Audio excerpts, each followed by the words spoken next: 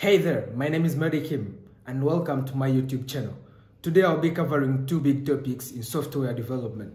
Those topics are Git and GitHub, and we'll start by defining those two keywords. One, what is GitHub? GitHub is a Git repository hosting service that helps developers share their code online and work on big projects remotely. Number two, what is Git? Git is a version control system that helps saving each snapshot of the code evolution and synchronize code between or among developers. And for this topic, what will be required is to install Git and GitHub. And don't worry, if you don't find them, you'll see the links in the description below. What we're going to do is to go on GitHub official page, and there we're going to create a new repository. And if you don't have an account, you can sign up on GitHub. It's completely free.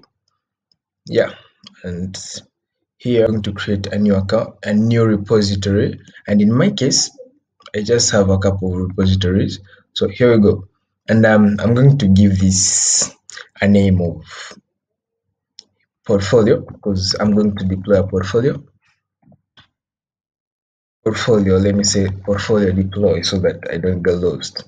And you can give you a description. Let me say this is my portfolio, and here you will see you can make it private or public.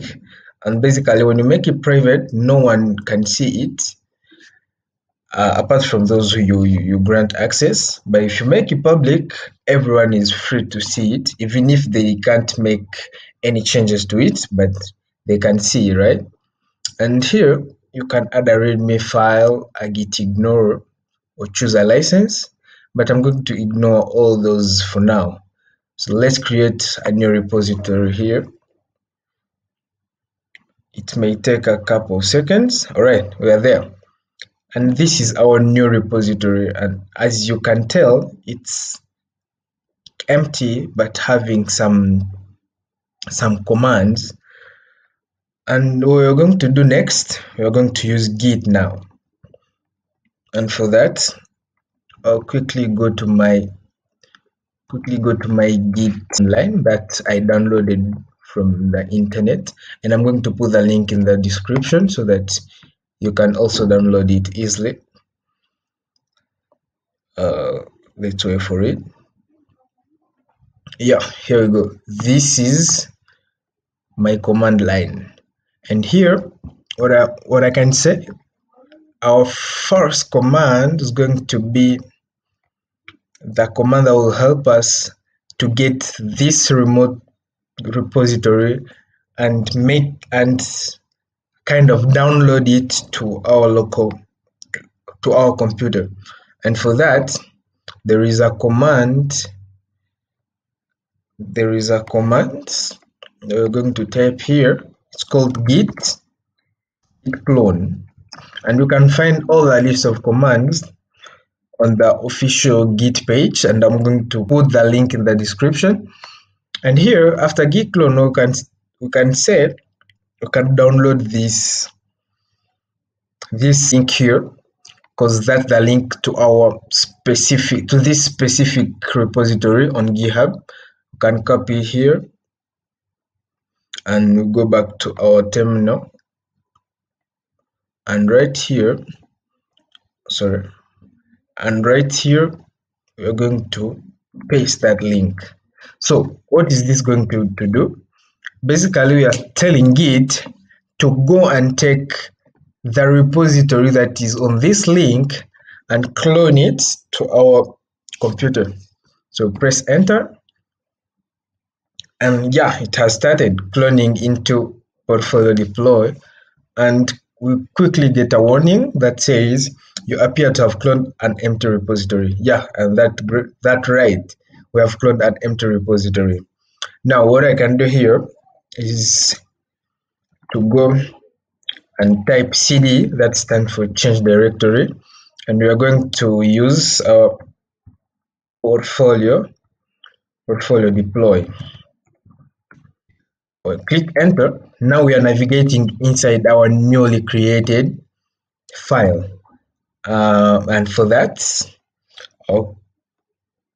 let me just open it in my VS Code. And there is a command for opening VS Code from the terminal. You just type code space dot. That will open this in VS Code. So let's click and see. Okay, let's wait for it. Yeah, and here is our terminal open. As you can see, it's an empty project. And for this, I had prepared some files that I'm going to include in our project. And those files are the one we built from the 3 days portfolio build. And if you didn't watch it, don't worry, you can still go back to my YouTube channel and watch it. From our build, we had this, and I'm going to copy that and paste it in our portfolio deploy. Yeah, I'm going to paste it right here, and we go back to our VS Code. You'll now see that we have 3 files inside here, but all these 3 files have been included in our clone, the project that we cloned. Right now, you can't see them on GitHub. Let's refresh. As you can tell, there is nothing. And for that, we are quickly going to tell GitHub that we want to add these 3 files to our. We want to get a snapshot of these adds, right? I think you're getting me. And for that, there is a command. I'm going to type Git Add, and that's okay. Let me first remove the dot. When you type Git Add, that means you want to add a new file to your. You want to add a new file to your remote repository, and for that, you can maybe, if you have a file, you can say HTML. Okay, let me say portfolio.html. That means that's the file you want to add. But for now, I'm going to say add dot, and the dot means we want to add all the files that are currently present there, all the changes that we have there. When you press enter, nothing happens. But now, what we're going to do next is to tell Git to have a snapshot of this part of the code, of all the snapshot of what we have added, to save one snapshot so that next time we can refer to that snapshot. And a command for that is git commit -m. And now, inside the double quotes, we're going to put a message. And basically, a good practice is to put the message that reflects what you have done. And in our case, I'm going to say, let me just make it simple, say false commit. But you shouldn't do that, right? You should put something that reflects what you have done. Maybe I may say add index.html style CSS and a picture. But for now, let's make it simple. And as you can tell, we get a message, force commit. This is our message here. And we get 3 files changed and 452 insertions. Create mode. And this is the files. These are the files that we have created. But now you may think that we may see those changes like right now on GitHub. But let's give it a try and see. When you refresh, nothing seems to happen. Why though? And that is because we have saved a snapshot, and that has been made on the clone, like on this repository we have cloned. That means all the changes are still appearing on our local machine, and would like to tell Git to push those changes to our GitHub or to our repository, our remote repository. And for that, I'll type a command to tell Git to push our local changes to our remote repository. But before that, there is a command, Git Status, to see the status of our local repository. And when you press enter, okay, we get a message. Your branch is based on origin/master, but the upstream is good. Now they have put for us in brackets use git branch / unset, and let's try to fix that problem by saying git branch / unset upstream /master. No, just upstream, and we press enter. Now we run git status again, and here we go. You get git status on branch master, nothing to commit, working clean. And now let's quickly go back into this and push our local, we push our local changes to our remote repository on GitHub. And for that, I'll just run git push, press enter. And it says the current branch master has no upstream branch. And now, why is that happening? In Git, we have branches so that your local branch is linked to a repository branch. And here, as you can tell, in our remote repository, there is nothing. It's completely empty. And now, what we have to do here is to set a remote branch for our local branch. Because if you type git branch locally, you'll see we have one branch here. But on our remote repository, there is nothing. So for that, we'll tap a command git push, and we set upstream to origin master. And that means we would like our local branch to have a remote branch called master, so that they are linked together, and we can follow up and deploy our changes. When I click enter, it will take a couple of seconds, and right, you're seeing the message enumerating object 5 done. That means we have pushed all our changes, all our local changes to our remote. We have pushed all our local changes to our remote repository, and we had push and at the same time set an upstream branch to our local master branch.